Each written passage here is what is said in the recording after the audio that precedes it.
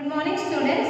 In today's class, under the chapter Presentation of Data, we'll give more focus to the next type of diagram called pie diagram. So in the previous video, I had explained what is the bar diagram. So we understood the third method of presentation of data was the diagrammatic presentation, where we used to make use the various diagrams to present the data. So when it comes to the types of diagram, under the first category we studied what is bar diagram and the different types of bar diagram. So we understood by preparing the bar chart, we can present the data so that it will be very easy for the understanding than compared to textual and tabular presentation, because the diagram presentation or diagrammatic presentation is a very effective method and very quickly we can understand the data which is presented by using the diagram. Here the second type of diagram is pie diagram. So under the bar diagram, we used to prepare the bars with a rectangular shape and we used to represent x-axis, y-axis or ox-axis and y-axis, and then we used to present the data based on the table or based on the values. Whereas pie chart, okay, it is a diagram where we make use the circle, okay, it will be in the circle shape.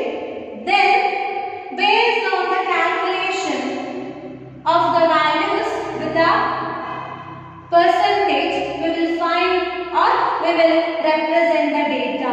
So you can understand, when we say the pie chart or a pie diagram, it also a component diagram.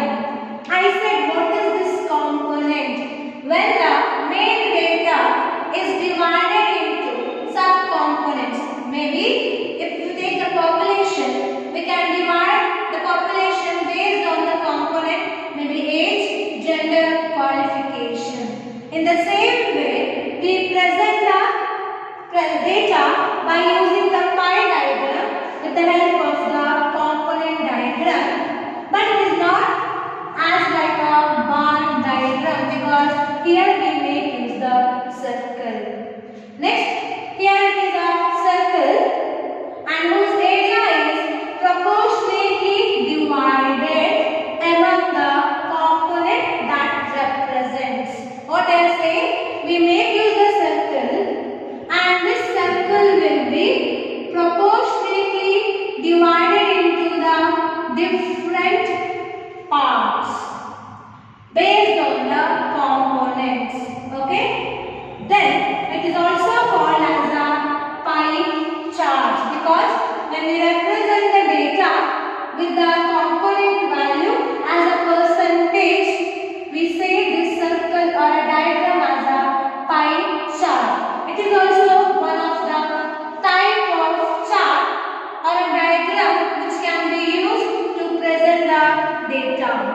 The next point says the circle is divided into as many parts. So you can see here how many parts based on the value we can divide the circle, as they are components by drawing the straight lines from the center to its circumferences. Okay, so when I do the diagram with the center based on the values, I draw the straight lines, then I will make the different parts based on the components. That is known as pie diagram or a pie chart. And here the value of each category, okay, there will be value, maybe 30, 60, like that, are at first expressed as percentage. Okay, if there are the data with the values 40, 20, 30, secondly these are the value we will convert into the percentage. When we get the percentage, based on the percentage, we will represent that percentage in the circle as a different components. And one more thing is very important. In order to find the angle, the percentage what we will prepare with the table, that has to be multiplied with 3.6, because one common rule is that the entire value of the circle will be 360. So we will convert that into 360 degree. If we take, we will convert into the percentage and we will take the value as 3.6, and that each percentage will be multiplied with this 3.6 to find the angle. When we know the final value, we will represent that in the circle. Then we say this circle or a diagram as a pie diagram. Like how we use the bar diagram, in the same way we will use the pie chart or a pie diagram to present the data. But first the value has to be converted into percentage, and to know the angle we have to multiply the percentage value with 3.6. Then we can find the angle that has to be presented or that has to be prepared as a pie chart or a pie diagram. So this is also the another method or another type of diagram where the researcher can present the data whichever he collected from the different method of survey. So you can understand this concept with the help of the small diagram with the table. You can see here I have prepared a table based on the population of India in 2011. Okay, I have divided the table into 4 columns. The first column will say the status, where marginal workers, main workers and non-workers.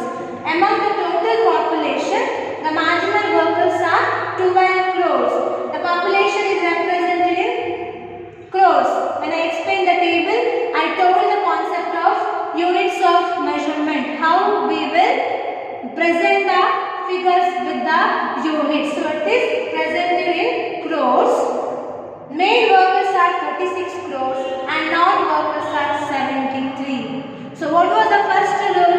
These values has to be converted into percentage. So when we converted into percentage, the 12 crore came as a percentage of 9.9, and this 9.9 percentage has to multiply with 3.6 to get the angle. When you multiply, you will get 35.67. That has to be converted into the nearest value, that is 36, because after the decimal the point is 6.